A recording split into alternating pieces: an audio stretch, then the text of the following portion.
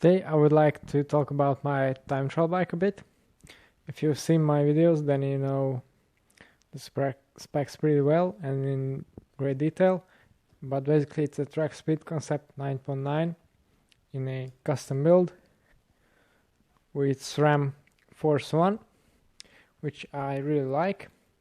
But this created one problem for me, which is quite unique to this bike. The speed concept has its integrated aerobar, which is all very good, super adjustable and comfortable as well. But the strange thing is, or the unusual bit, is that it's basically a monolink system, so you don't get two separate aerobar extensions, but you get one kind of a fork-like design, which is not really an issue in any way. But in this specific setup, where I use a 1x shifter, if I want to set up the reach of this fork, then I of course have to take into consideration the reach to the shift. There are basically two solutions for this problem. The first one is that I could cut down the shifter side according to these guide marks, but I didn't really want to do that because, well, you can't really reverse that, so that's not a good solution. And then I found these plugs. With a standard bar plug, of course, it's flush, so you don't really get this pole extended. But I found this cool little product. It's called Dirty Aero bar end plugs from Watch Shop, and it's really quite a nice design. It's essentially a 3D printed plug, and you get different sizes O-rings to fit snugly to your bar. I used the medium size ones. Now on the website I thought, according to the picture, that it's going to be a bit longer than this, but still it finishes off the bar quite nicely, and you get, yeah, the length is pretty much on par with the main body of the shifter, so that's good. Another problem I've had was with the pads themselves. You can adjust these in a huge variety of positions, but for this season I wanted to go as narrow as possible, and this is the narrowest setup you can get in, which is fine. It's narrow enough for sure, but the pads themselves are, well, they're plastic, so they're not that supportive. They're quite shallow as well, as you can see.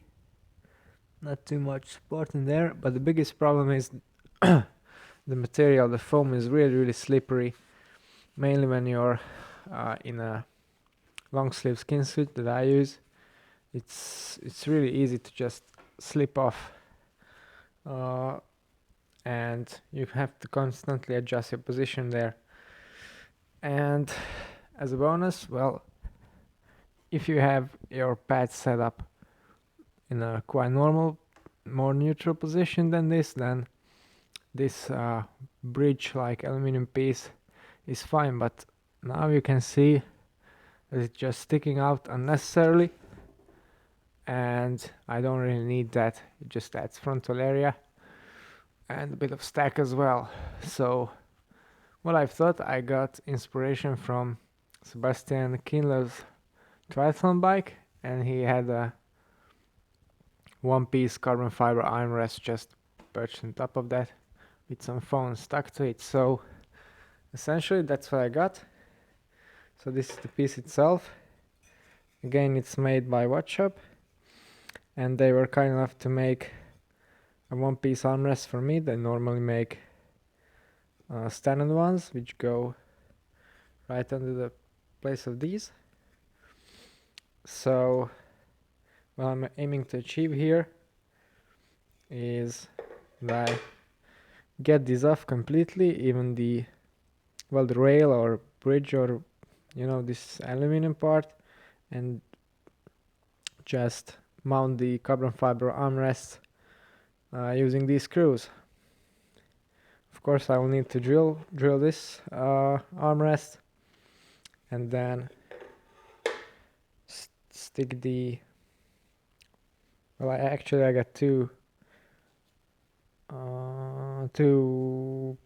densities of foam, or not densities, I mean thicknesses of foam. So this is a thin one, this is the thick one. Looks quite nice, quite hard, which is good, so you not get over soft. You have some support in there, and it's really sticky on skin and fabric as well, so that should solve it. And if you look at the profile, they're also around twice as deep as the standard ones. So let's mount it up and see how it goes. Okay, now I'm finished installing my custom aerobar pads and the plug. Of course, this doesn't need too much installation, you just plug it in. The armrests are a bit more laborious though, because they are not drilled, so you can fit them on any bike essentially.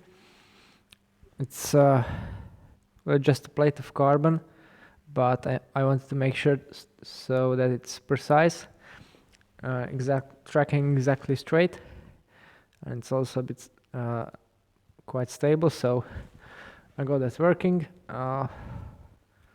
Essentially you have to remove all the original hardware, the brace, the pads, and the spacer underneath it as well.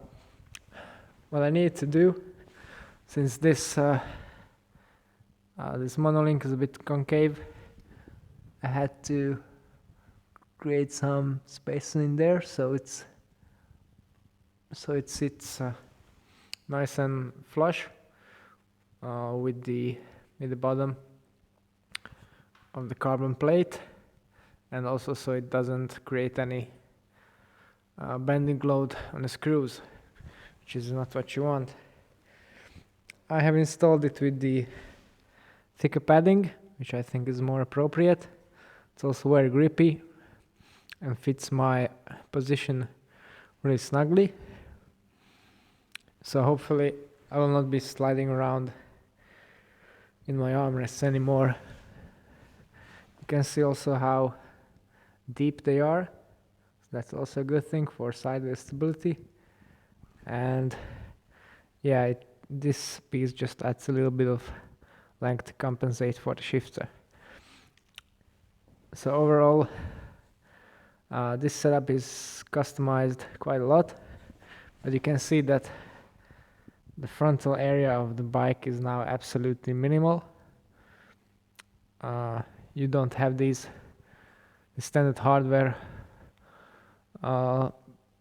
sticking out in the wind, so that's a nice improvement there.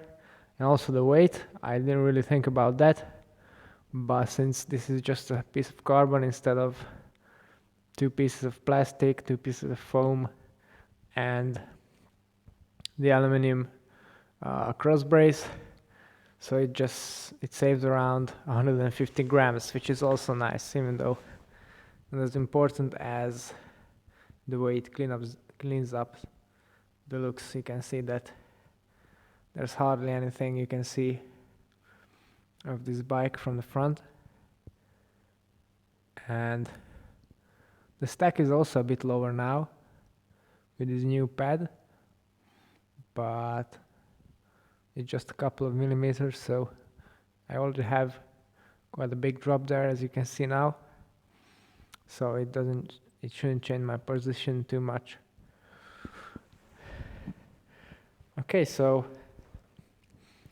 this basically sums up my custom aerobar. One more thing, but I've shown you this earlier, this is the grip tape instead of the bar tape, and just bare extensions here. You don't really need the bar tape to add frontal area on your TT bike.